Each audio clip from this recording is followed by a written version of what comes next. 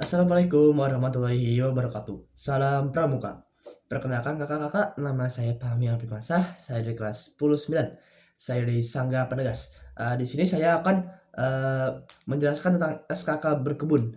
Langsung saja ke videonya. 1 jam kemudian.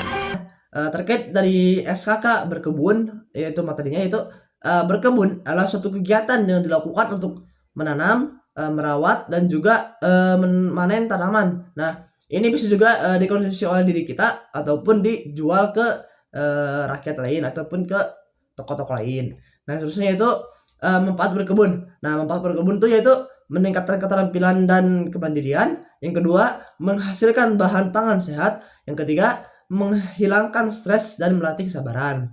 Nah, seterusnya itu alat dan perlengkapan berkebun. Nah, untuk alat dan perlengkapan berkebun, ini sesuai situasi dan kondisi tanaman kita. Bisa juga memakai mesin ataupun bisa juga memakai tangan kita sendiri.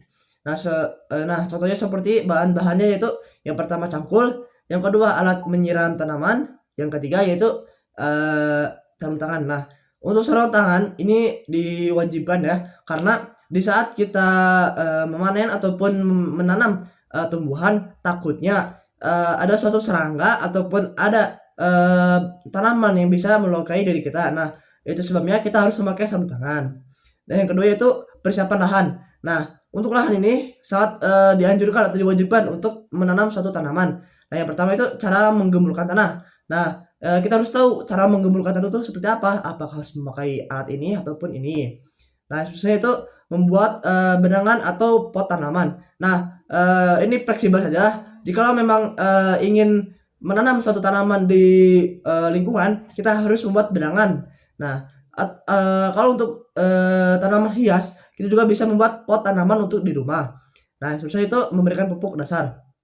Nah, ini pupuk dasar itu terbilang wajib dikarenakan di saat kita menanam suatu tanaman itu harus diberi suatu makanan. Nah, makanan tersebut yaitu pupuk. Nah, pupuk juga bisa seperti kompos atau pupuk kandang. Nah, pupuk kandang itu seperti kotoran sapi ataupun kotoran kambing. Nah, seterusnya itu pembibitan dan penanaman. Nah, di saat tadi cara menanam ataupun peralatan-peralatan untuk menanam. Nah, ini pembibitan. Nah, pembibitan tersebut kita harus tahu tanaman apa yang mau kita tanam. Nah, saat pembibitan itu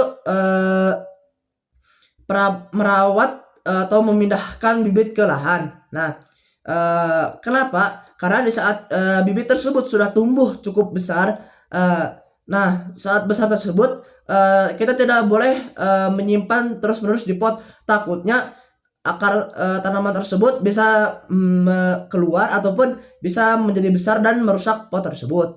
Nah, yang seterusnya itu perawatan tanaman. Nah, ini juga diwajibkan. Kenapa? Karena di saat kita menanam suatu tanaman, kita harus merawat tanaman tersebut agar menjadi besar ataupun agar bisa menjadi tumbuh lebih baik. Nah, itu perawatan tuh seperti penyiraman, penyiangan, pemupukan susulan. Nah, saat tadi dimulai menanaman kita harus menggunakan pupuk. Nah, ini saat kita sudah menanam. Nah, saat kita sudah menanam juga kita harus memberikan pupuk sedikit ataupun untuk tanaman yang banyak boleh banyak juga pupuknya. Nah, seterusnya itu panen dan pasca panen. Nah, di saat kita sudah menanam benih ataupun tanaman yang kita mau tanam, nah tanaman tersebut pasti membesar dan menghasilkan suatu buah. Nah, seperti padi. Nah, padi tersebut kan harus dipanen. Nah, saat kita memanen, kita harus menyiapkan peralatannya terlebih dahulu. Contohnya seperti cangkul dan lain-lain. Nah, seterusnya itu saat kita memanen, kita tidak boleh merusak tumbuhan tersebut.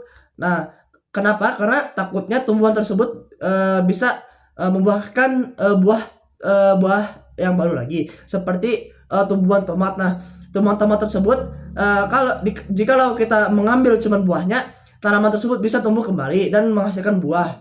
Nah, seterusnya itu praktek langsung. Nah, praktek langsung tersebut yaitu kita menyiapkan dulu lahan untuk menanam tanaman. Nah, dan juga kita harus menyiapkan peralatannya. Nah, itulah seputar dari materi berkebun. Sekian dari saya, mohon maaf atas kurang lebihnya. Saya pamit undur diri. Wabillahi taufiq wal hidayah. Wassalamualaikum warahmatullahi wabarakatuh.